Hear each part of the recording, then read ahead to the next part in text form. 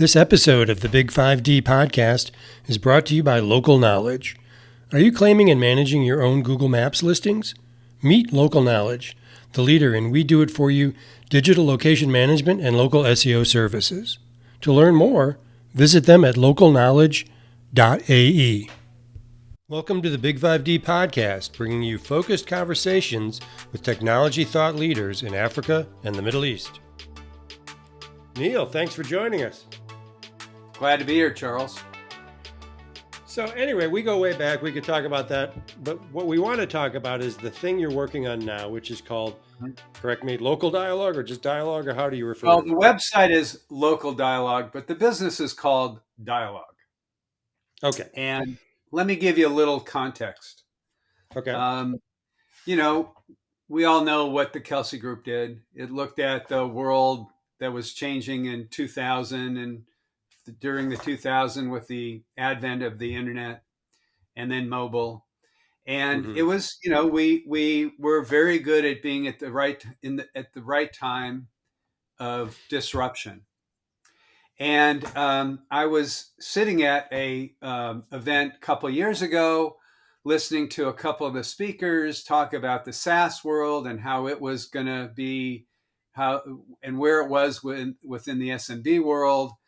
And I decided that maybe it was time to start a new program that covered SaaS and SMB. And sort of went down that path for a little while. And then, this funny thing came along called AI. And that's what really kind of vaulted this idea into a real business. And I got together with our old friend, Greg Sterling.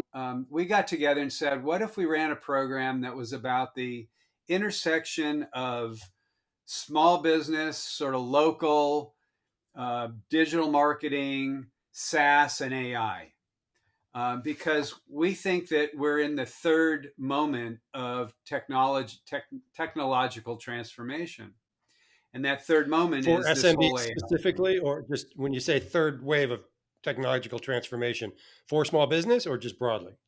Well, it's broadly. I mean, it was the internet in the late 1990s. Then the phone really changed the whole paradigm again. And now AI is that next thing that's really changing Okay, things. so those three waves you could apply to anything, but Yes. you're applying them to small business. Okay. And so what we've embarked on is a thing called Dialog, because one of our aspirations is to have much more conversation. Back in the day, people didn't want to talk about their stuff. And our view is that while everybody out there says, oh, they're crushing it and they're doing great, Sure. we all know that that's not true. And what would be better is if we could get people talking about what they're finding and creating that sort of community of players who have SMBs, local, SaaS, digital marketing, and AI at the core of what they're doing. And so we've successfully rounded up about 12 members of the program so far. Some brands, everybody would know of. You can look at the website. We don't need to show it.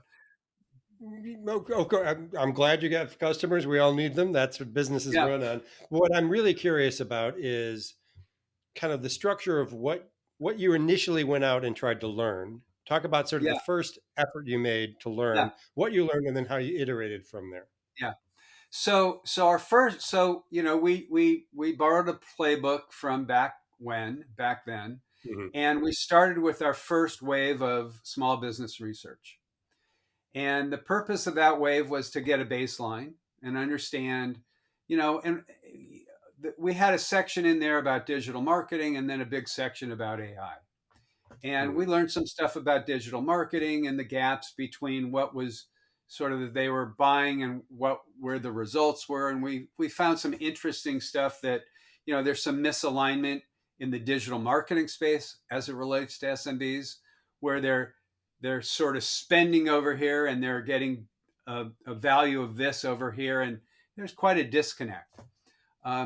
And in that same survey, we learned about their use of, adoption, interest in this whole thing called AI. Okay. And we learned that to our surprise, small businesses were actually using, and ChatGPT is the one that most use. They're starting to use ChatGPT.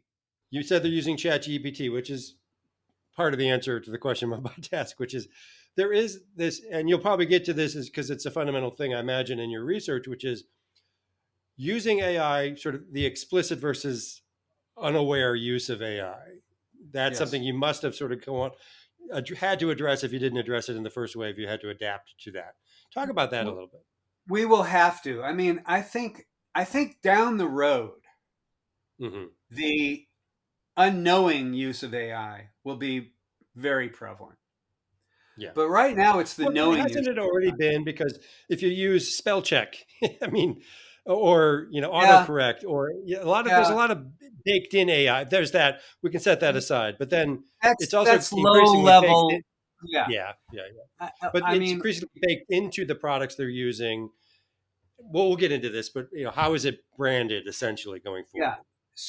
So I think the people who make software will put Yeah, AI powered, and yeah. then 5 years out, it'll go away because it'll just be a better solution and it's more intuitive and all those things. But You for assume there's now, AI behind it. Yeah, yeah, right? yeah. For now, I mean, everybody's website says AI, so it must be true. Right. Not true. Of course. But but for now, what we've so we did that wave of research, and then we follow up with doing some one-on-one interviews, Uh-huh. and we've curated who those interviewees are. They're people we know, and what we're learning is that or people we meet. What we're learning is that these small businesses are very excited to use this tool. Well, let's call the tool AI and call it ChatGPT if you want. It could be Hmm. Gemini gets some use. We have a whole chart of sort of descending use of these things, but ChatGPT is at the top. And what we're hearing from business owners is that they're starting to use it for things I hadn't assumed they would. We talked to Could a you give an diesel, example? yeah, we Mhm. talked to a diesel repair shop owner, uses it to write procedures for his business. So a kind of vehicle comes in and he's written up his procedures. He said that used to take him hours. He puts in sort of, I would need a procedure for this, this, this, and out comes a pretty well polished, and then he touches it up, Right. procedure, something that would have taken him quite a long time. Right. And he is also using it to do the first wave of marketing messages that then he sends to his marketing agency and they work on. So he's actually initiating the messaging and then they're refining it. So, and he said to us, he said, I wish I'd had this tool a year and a half ago when I wrote my employee manual. I would have told it to build me an employee manual. Hmm. Well, the thing about this is that the real the nuance that these small businesses are revealing to us is that they don't care about some EU compliance thing about how AI is going to be used. They don't care about the legal and regulatory use of AI in their business. They're trying to their most precious thing is time, and Yeah. this tool is saving them time, and that's Right. tremendous for them. Is So that another okay? another let Go me give ahead. you one other example, Charles. Okay. Talk to a wedding photographer. You know, has the weekends to do his shooting, has the weekdays to do his albums and stuff. He was telling me that um, they shoot 5 or 6 or 7,000 images at a wedding. They used to go home blurry eyed on Monday and start scrolling through 5,000 images. Now he has there's this application that sits on top of those images and culls out all the crappy ones, color All the corrects red the eye. good ones. Yeah. And Yeah. he said this is saving photographers like him upwards of 8 hours. Okay. Now that's a day of time. I Right. said to him, "Well, what would you do with the new 8 hours of the day?" He said, "Well, some of my friends are using that to do portrait photography during the week." Right. So this little application is enabling them to reduce the task oriented, redundant work, and is enabling this, at least not him, but this other guy he knows, to add a new line of business, Right. essentially, because he's been given this full day of time. To Well, me, that's huge. That's huge in the small business. that is, and a couple of thoughts there. One, it's like one of the common threads you hear is that the elimination of busy work is, Yeah, where AI is creating leverage first, at least or early. That's an early benefit, right? And how people convert that elimination of busy work, whether they convert it as a corporation into, well, let's be honest, staff reductions or something like that, or a small business does what you just said, it converts it into more revenue facing work, right? yeah, And yeah. so it feels like maybe there's a difference in how businesses feel that benefit based on their size, their scale, their scale, et cetera. So to that point, Charles, we were on the phone this morning with a potential member, Mm-hmm. and large organizations, they do sell down to the small business space. Mm-hmm. And he was saying that he's got a couple hundred people in his marketing department. He says about 10% are really trying to learn these tools and use them, and the other 80% like what they've been using and don't see any big payoff. And Yeah. and that's the difference between the enterprise world today and AI and the small business world today. If that Mm-hmm. photographer can get a day of time, you bet they're going to use it. Oh, um, they'll take it, and they yeah, won't hesitate, that's right. and they won't think about, oh, if I get this day of time back, how am I threatened by this? It's Right. because Well, in the they're the owner enterprise. of the business. They see the benefit right away. You That's know. right. So we're learning a lot, and then we recently did a study on digital agencies, take Okay. them through the same thing. And digital agencies are definitely adopting and using AI tools. A lot of it's for some of the creative. We ask questions in there about, if you were able to save money, would you give it back to your clients, or what would you do? And some said they'd add more services. Um, Uh-huh. we asked them, would they go down market if they could execute a campaign at a lower cost basis? They thought, well, they could go down market and offer a campaign and their services to even smaller companies. So So there's a their whole lot. pricing sensitivity kind of drops a little, Yeah, potentially they at can't least. Yeah. work with small companies today because Right. it costs them too much to run a campaign. But Right. down the No, no, that's road, absolutely right. Yeah. if they have some tools that give them some scale and some or get back some time, then they might be able to go down market and open a whole new market for Yeah. themselves. So our big takeaway is that these smaller businesses are going to use these tools faster, sooner, and in more substantive ways than the 800 person marketing organization at a big enterprise company, Okay. because there's such a premium on time with the smaller Yeah. business. So a couple of thoughts. One, I want to go back to something you kind of started to talk about earlier, which is, using to write the employee manual and all that, all those examples that you cited, which are fantastic. And I've thought about that sort of that thread of small businesses or any business using things to kind of get that first draft or that Yeah, initial creation done and then refining it, making sure it's okay.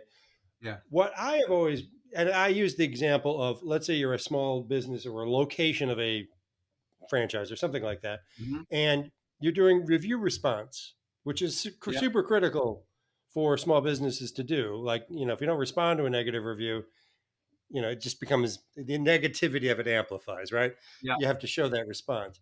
Use AI to respond, okay, but you still have to check the work to make sure it's not a weird response or a sort of off, you know, off tone or something. If you got to make sure there's not anything wrong with that response.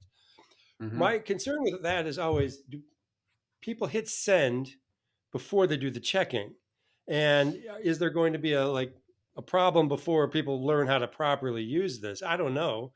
I'm not really hearing that. Oh, so and so is actually had made things worse by not checking their work. I'm not hearing those things, but I'm wondering if they are out there, and I'm wondering if this comes up in any of the work that you do, or any of the conversations that you have, is sort of Well, let me fumbling to get figure at out the it. right way to use it. Yeah. Yeah. So we talked to a dentist. As you remember, I used Mhm. to talk to Dan the Yeah, dentist. I remember Dan. Yeah. Well, Hope he's now well. it's Coop. Yeah. Now it's Cooper the dentist. Okay. Same practice, different dentist. Hmm. And I talked to him the other week about what he's doing. How AI is coming into his business.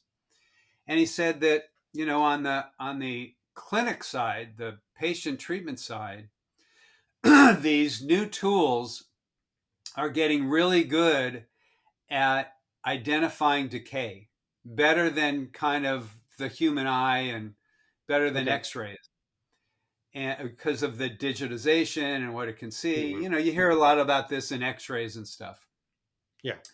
And but the interesting part is that it's it's going that if you tweak it in a certain way, it'll recommend treatment, whereas he, as the dentist, probably wouldn't recommend treatment at that point in time.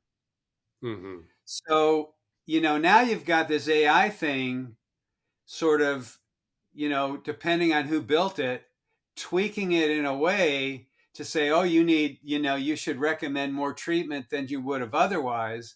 And that's Hmm. putting him in a little odd place because he's feeling like, well, I wouldn't, as the physician, as a dentist here, I'm not sure I would recommend treatment at that point. So we're going to see that. We're going to see these tools recommend things that maybe the clinician wouldn't, out of Right. practice today. Or respond to a review in the way that a retailer wouldn't, perhaps. And you Right. just have to, the human element has to stay in There's, there. my point is, there's got to be a Yeah. human element in here. Right. And Right. even Greg and I, we use the tools to build charts and tables, and then Yeah. we go back and make sure that the data is right. But Yeah. the first wave of data, Charles, we had 1,000 rows and 46 columns, and it was able to literally, we put it in as a spreadsheet, and it built. We asked it to do this, and it would do this, and that would have Sure. taken us a And lot of then you just time. check to make the checking, the editing, the fact checking, whatever process it is, depending on the Is form critical. factor.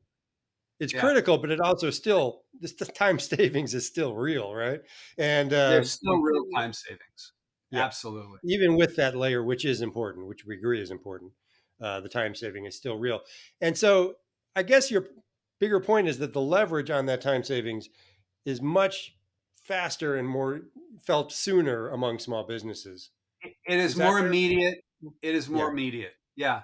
And so, we're going to hear, I think what we're going to hear in the popular press, Uh huh. 3 months, 6 months, 12 months, is, oh, AI was a little overhyped at the Isn't that corporate already level. being And said in some places? it may be You already know. being said. And Yeah. so, oh, AI isn't helping that much. But underneath that, at this Hmm. small agency, small business, startup level, um, it's way bigger deal today Hmm. than that's even been shared. Do you think there's going to be a lag in the understanding of that, sort of at the macro cultural, societal level, that small businesses have advanced faster because of AI, but that's only going to be understood by the small businesses for a while yet? Or do you think maybe part of Well, what you're doing is, Dialog's trying to, yeah, ideally, yeah, if Dialogs yeah, is successful, people will yeah, know that these local and small businesses and small agencies are adopting this stuff much faster. hmm, The challenge is that if you look at it from the valuation side, the yeah. corporate valuation side, you know, um, it's probably not going to, is it is that local small business use and adoption going to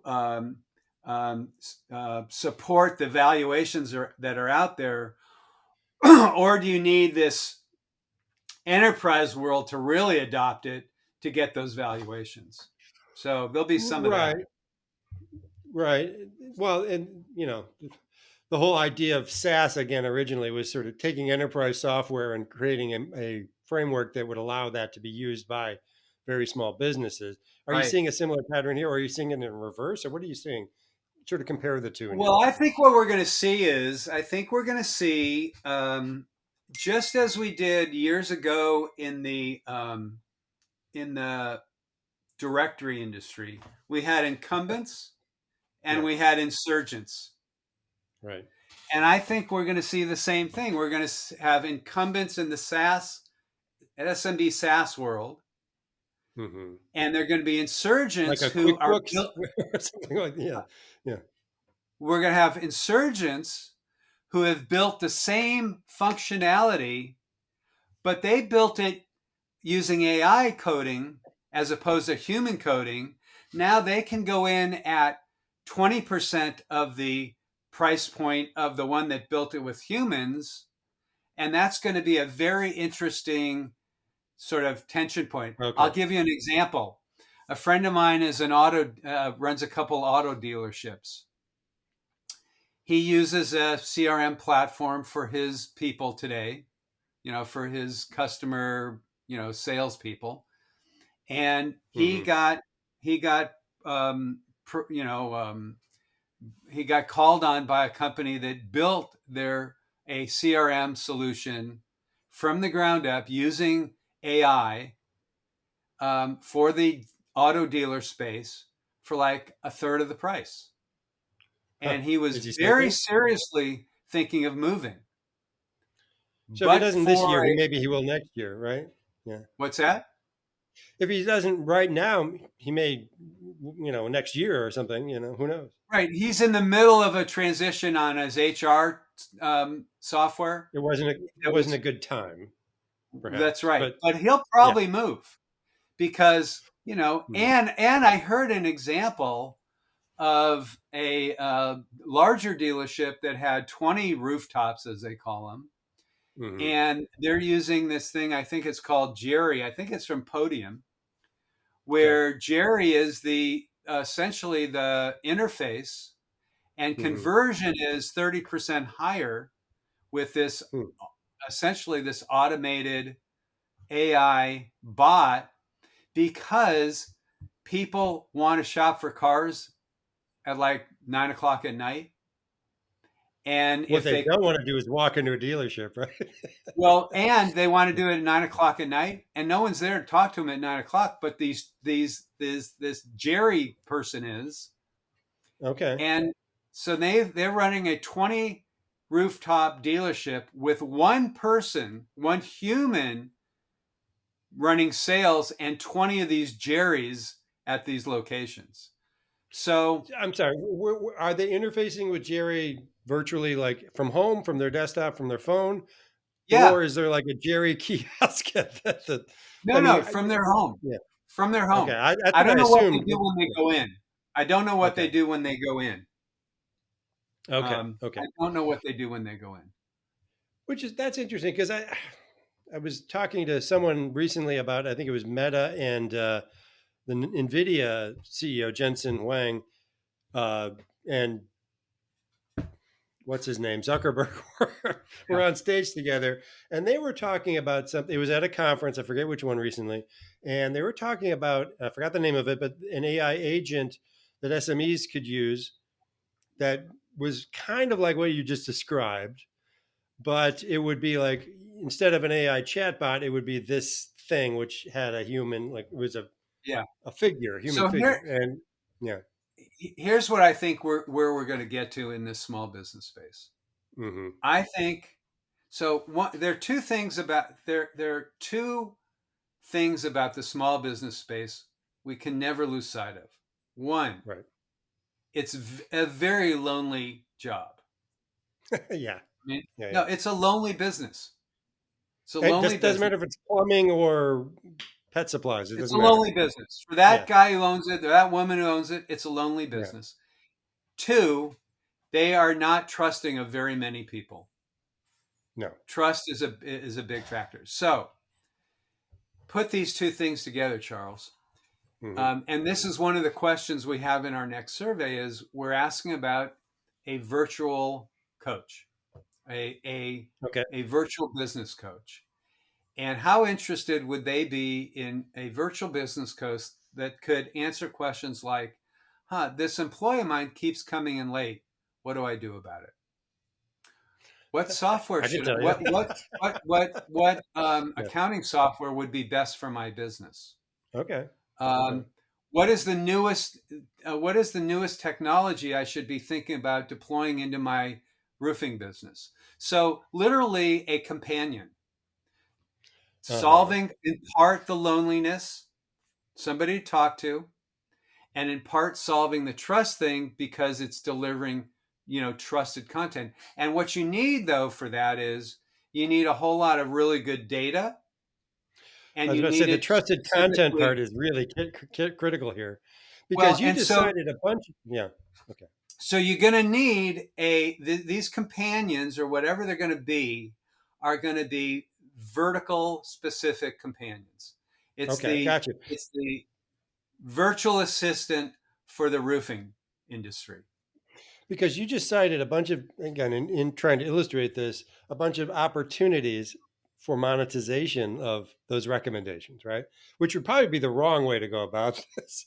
You That's the know, wrong way to, because yeah, that interferes with the trust issue. yeah, exactly, exactly. But you could see Yeah, why people would see, oh, how about I pay to rank my recommendation on X? it's already done on Capterra and G2. Exactly. I'm saying that model exists prior to AI, but if that's applied to what you just described, I think it ruins it very Yes. quickly. Yeah. Yeah. So I think there are going to be I know Zuckerberg's talking about, these sort of companions. I mean, the social world is a lonely place now because of Sure. Facebook, because of what they created. They made people lonely and isolated. Now Yeah, the they're going to loneliness create of a crowds is an companion. old idea. Yeah, yeah, yeah, What's that? yeah, yeah. The Now loneliness they're of going to, crowds, or whatever. Yeah, whatever that term is. Yeah, yeah. So now that's they're the going to idea that's create something kind to of solve determined. how they screwed it all up over there. So but I do think they're going to be like the somebody's going to invent a companion for the dentist, and the dentist will just type in, you know, issue or voice into it, gee, Yeah, my hygienist just doesn't show up on time. What do I do? yeah, yeah. I kind of feel like this must be already. It might already. It probably. Well, it sort of. It does exist, right, at a Sure, non-vertical layer. Yeah, yeah. it But exists in pieces and in non-vertical ways, and it's going to yeah. come together in vertical ways where it's integrate. So is one company going to launch 100 verticals, or 100 companies going to launch one vertical, or is it going to be a I don't mix of the know. two? Yeah, yeah. Fascinating question. I don't know, but like Mhm. you could well imagine that there's a company called Henry Schein in the dental space. Yeah, remember them. They're the largest product peddler Like for to the gauze, if you're dentist. yeah, yeah, Well, that that's kind of right. thing. And Yeah. they are the largest software provider to run dental practices. And Okay. they've built in the AI stuff.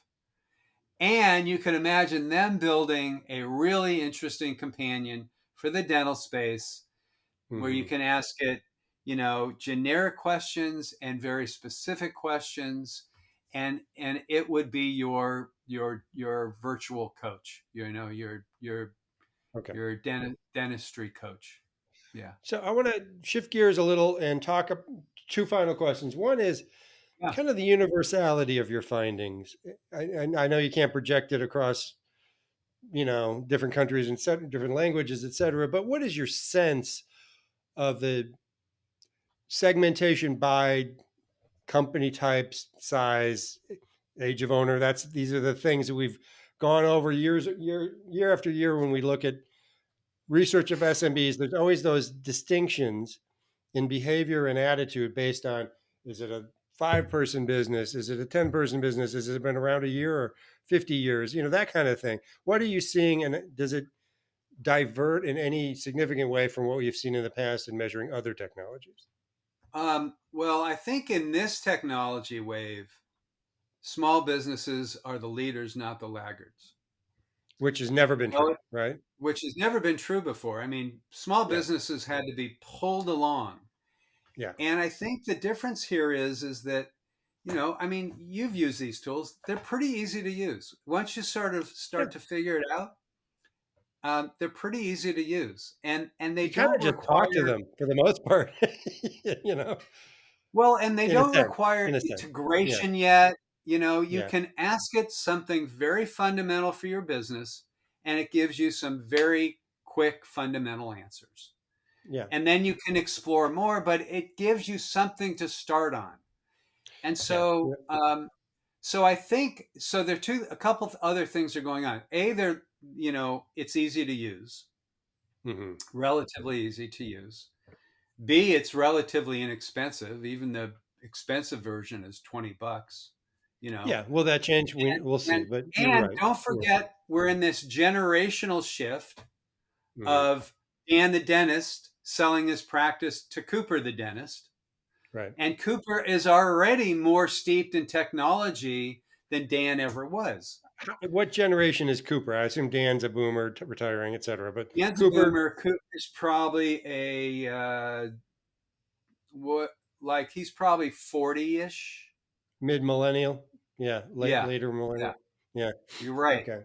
So as mid millennials take over, well, they've lived in the internet world their whole lives almost, Hmm. or the Yeah. vast portion of it. Well, So we talk about internet native. I'm sure we're going to start talking about AI native very soon if we aren't already. probably. So Yeah. to answer your question, we saw adoption of all across the board, though lesser at older ages because they were probably getting out of their business But anyhow and they don't want to mess with it. sure, sure, sure. What we'd Yeah. expect, but they're already leaving. So Hmm. So the um, pattern in that sense. So the SMEs are early adopters, which again generally is not true with technology, but in this case it is for the reasons you've just described. right, Um, the older younger dynamic hasn't changed. correct. That's always been there. That's probably summarizes. And do you think this is pure speculation? I'm asking of you on this, but when you take this to Europe, to to China, to wherever you're going to take it, do you have a gut that tells you that there's a universality to this, or do you think that there's any restraints that are going to make this different in different parts of the world? Well, what do you expect to Well, find? You may find out something different, but what do you expect to find? I, I think that at the small business level, Hmm. I don't see a lot of these business owners worrying about compliance issues at the moment Hmm. because Hmm. because the who's going to go after the diesel repair guy for using ChatGPT to analyze his customer base? I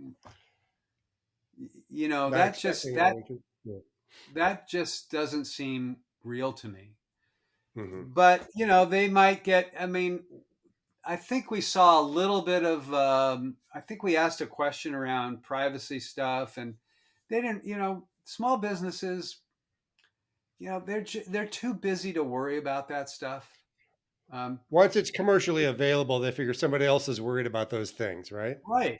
If Yeah. if I can download this app from ChatGPT, I will, and I'll use it Hmm. for my business until I'm told otherwise or they pull it.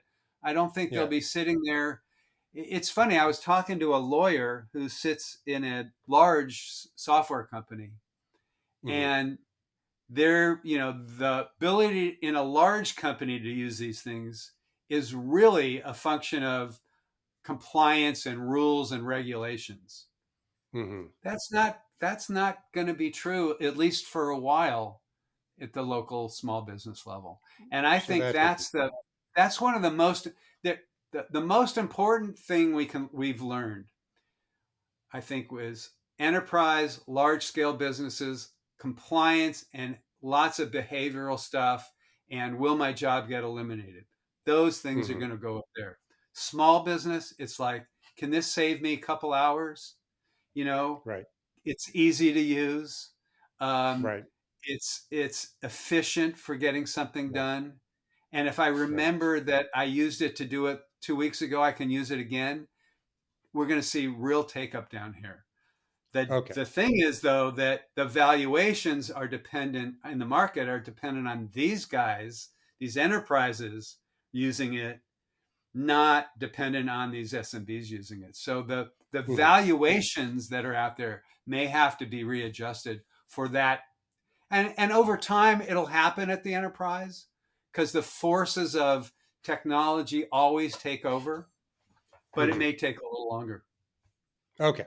Final question. Just quickly describe Dialog's business model. I mean, how it goes to market, how it engages with Sure. customers. Very good. Yeah. Sure. Our business model is we build it on trying to build this community, Mm-hmm. and we build that community um, to provide them data from our surveys.